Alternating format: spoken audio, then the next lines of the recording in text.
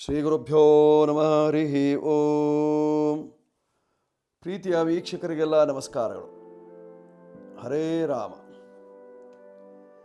ಆತ್ಮೀಯರೇ, ಇಂದಿನಿಂದ ನವರಾತ್ರಿ ಆರಂಭವಾಗ್ತಾ ಇದೆ. ಇಷ್ಟು ದಿವಸ ಮೋಡಗಳ ಮರೆಯಲ್ಲಿದ್ದ ಚಂದ್ರ ಇಣುಕಿ ನೋಡ್ತಾ ಇದ್ದಾನೆ. ಶರತ್ಕಾಲ ಆರಂಭವಾಯಿತು. ಇವತ್ತಿನಿಂದ ಇನ್ನು 2 ಮಾಸಗಳವರೆಗೆ ಶರತ್ಕಾಲ ಇರತಕ್ಕಂಥದ್ದು. ಆಶ್ವೀಜ ಮಾಸ ಹಾಗೂ ಕಾರ್ತೀಕ ಮಾಸ, ಈ 2 ಮಾಸಗಳು ಶರತ್ಕಾಲವಾಗಿರ್ತಕ್ಕಂಥದ್ದು.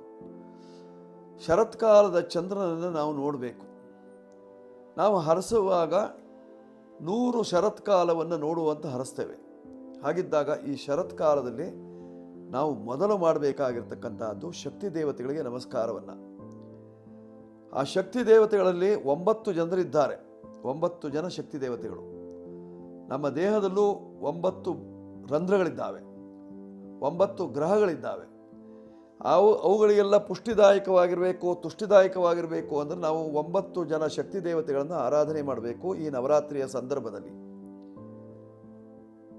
ಆ 9 ಜನ ಶಕ್ತಿ ದೇವತೆಗಳನ್ನು ಆರಾಧನೆ ಮಾಡುವಾಗ ಒಂದೇ ದಿವಸ ಮಾಡಲಿಕ್ಕೆ ಆಗುವುದಿಲ್ಲ. ಒಂದೇ ರೂಪ ಒಂದೇ, ಆದರೆ ಅದಕ್ಕೆ 9 ಭಾಗಗಳು, ಬೇರೆ ಬೇರೆ ರೂಪಗಳು. ದೇಹ ಒಂದಾಗಿರ್ತಕ್ಕಂಥದ್ದು, ಭಾಗಗಳು ಬೇರೆ ಬೇರೆಯಾಗಿದೆ. ಶಕ್ತಿ ಒಂದೇ, ಆದರೆ ಅದರಲ್ಲಿ ಯುಕ್ತಿಗಳು ಬೇರೆ ಬೇರೆ ಇರತಕ್ಕಂಥದ್ದು, ಮುಕ್ತಿಯನ್ನು ಕೊಡುವಂಥದ್ದಾಗಿರ್ತಕ್ಕಂಥದ್ದು. ಹೀಗಿರುವಾಗ ನಾವು ಮೂಲ ಏನು, ಈ ನವರಾತ್ರಿಯ 9 ಶಕ್ತಿಗಳ ಆರಾಧನೆಯ ಮೂಲ ಯಾರು ಅದನ್ನು ತಿಳಿದುಕೊಳ್ಳಬೇಕಲ್ವೇ? ಅಥಾತ್ ತ್ರಿಶಕ್ತಿಗಳ ಏಕರೂಪ ಯಾವುದು ಅದನ್ನು ನಾವು ತಿಳಿದುಕೊಳ್ಳುವಾಗ ನಾವು ಸ್ವಲ್ಪ ಹಿಂದೆ ಹೋಗಬೇಕು, ಹಿಂದಿನ ಘಟನೆಯನ್ನು ನೋಡಬೇಕು. ಹಾಗಿದ್ದಾಗ ಹಿಂದಿನ ಕಾಲದಲ್ಲಿ, ಒಂದು ಕಾಲದಲ್ಲಿ ಪರಮೇಶ್ವರ ಹಾಗೂ ದಾಕ್ಷಾಯಣಿಯರು ಕೈಲಾಸದಲ್ಲಿ ಸುಖಾಸೀನರಾದಂತಹ ಸಂದರ್ಭದಲ್ಲಿ ಋಷಿಮುನಿಗಳೆಲ್ಲರೂ ಸಹಿತವಾಗಿ ಕೈಲಾಸದ ಮಾರ್ಗವನ್ನು ಹಿಡಿದು ದಕ್ಷ ಪ್ರಜಾಪತಿಯ ಯಾಗಕ್ಕೆ ಹೋಗ್ತಾ ಇರುವಂತಹ ಸನ್ನಿವೇಶವನ್ನು ನೋಡಿದಂತಹ ತಾಯಿಯಾದಂತಹ ದಾಕ್ಷಾಯಿಣಿ ದೇವಿ ತಾನೂ ಅಲ್ಲಿಗೆ ಹೋಗ್ತೇನೆ ಹೇಳುವಂತಹ ಹಠ ಹಿಡಿದಳು. ಆದರೆ ಆಹ್ವಾನ ಇಲ್ಲ, ಆದರೂ ಸಹಿತವಾಗಿ ಹೋಗಲೇಬೇಕ ಹೇಳುವಂಥ ಒಂದು ಚಪಲ ದಾಕ್ಷಾಯಿಣಿ ದೇವಿ ಹೊರಟು ನಿಂತಲು. ಶಿವ ನಿರುತ್ತರನಾದ.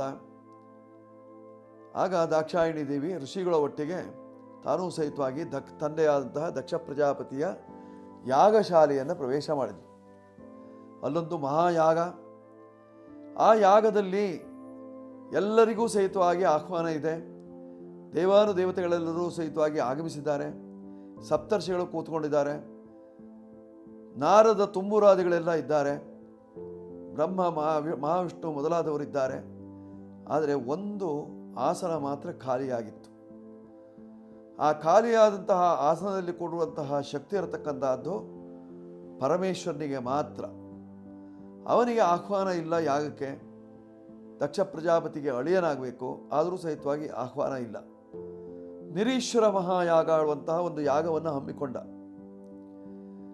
ವಿಶ್ವವನ್ನೇ ಗೆಲ್ಲಬೇಕು ಅನ್ನುವಂತಹ ದೃಷ್ಟಿಯಿಂದ ನಿರೀಶ್ವರ ಮಹಾಯಾಗವನ್ನು ಮಾಡಿ ತಾನು ವಿಶ್ವಜಿತ್, ವಿಶ್ವಗಳನ್ನು ಗೆಲ್ಲಬೇಕು ಅನ್ನುವಂತಹ ಒಂದು ಆಲೋಚನೆಯನ್ನು ಮಾಡಿದ ದಕ್ಷ ಪ್ರಜಾಪತಿ.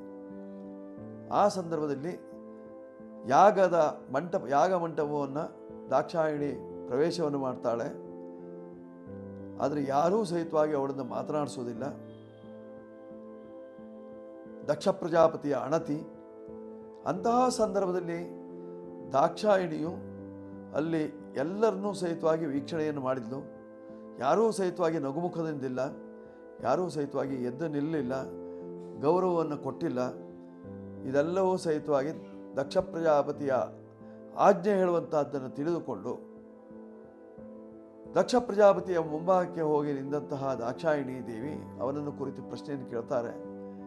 ತಂದೆಯೇ, ನಮಗೆ ಯಾಕೆ ಆಹ್ವಾನವನ್ನು ಕೊಟ್ಟಿಲ್ಲ? ನಮ್ಮ ಮೇಲೆ ಯಾಕೆ ಕೋಪ ನಿನಗೆ?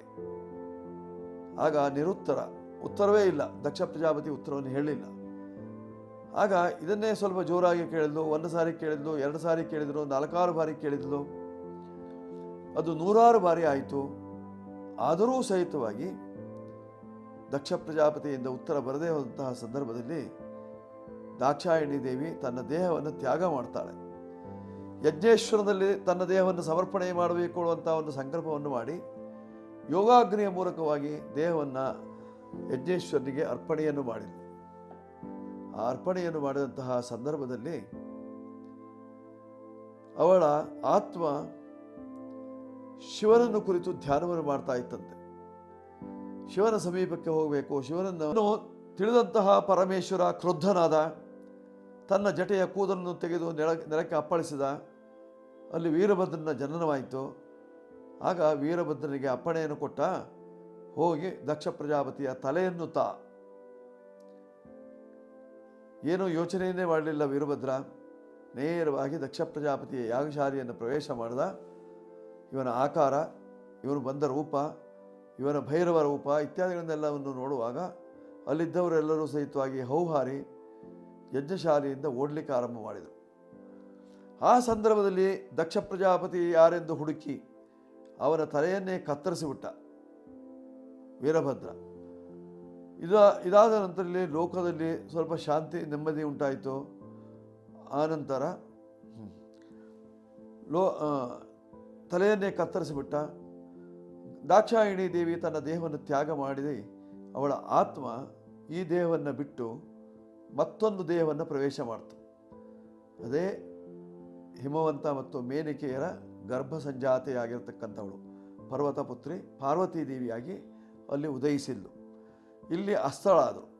ಈ ಅಸ್ತಳಾದಂತಹ ದೇವಿಯನ್ನು ಪರಮೇಶ್ವರನು ಚಿಂತೆ ಮಾಡ್ತಾ ಇರುವಂತಹ ಸಂದರ್ಭದಲ್ಲಿ, ಯೋಚನೆಯನ್ನು ಮಾಡ್ತಾ ಇರುವಂತಹ ಸಂದರ್ಭದಲ್ಲಿ ಸದಾಕಾಲದಲ್ಲೂ ಅವಳನ್ನು ಹೊತ್ತುಕೊಂಡು ತಿರುಗ್ತಾ ಇದ್ದ. ಅಂತಹ ಸಂದರ್ಭದಲ್ಲಿ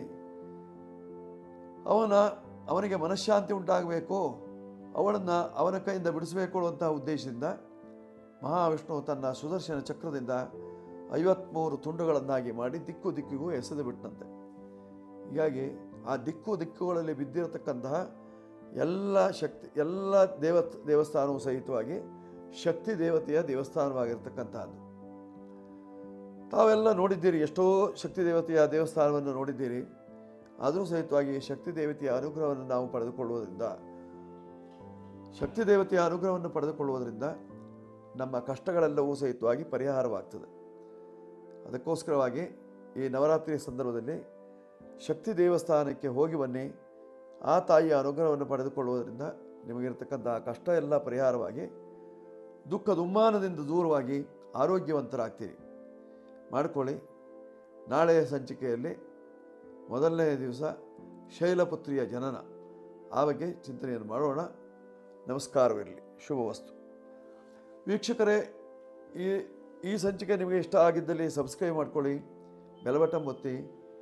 ಜೊತೆಯಲ್ಲಿ ಕೆಳಭಾಗದಲ್ಲಿ ನಂಬರ್ಗಳೆಲ್ಲ ಬರ್ತದೆ, ಬೇಕಾದರೆ ಉಪಯೋಗಿಸ್ಕೊಳ್ಳಿ. ಶುಭವಾಗುತ್ತೆ. ಮಂಗಳವಾಗಲಿ. ಶುಭವಸ್ತು.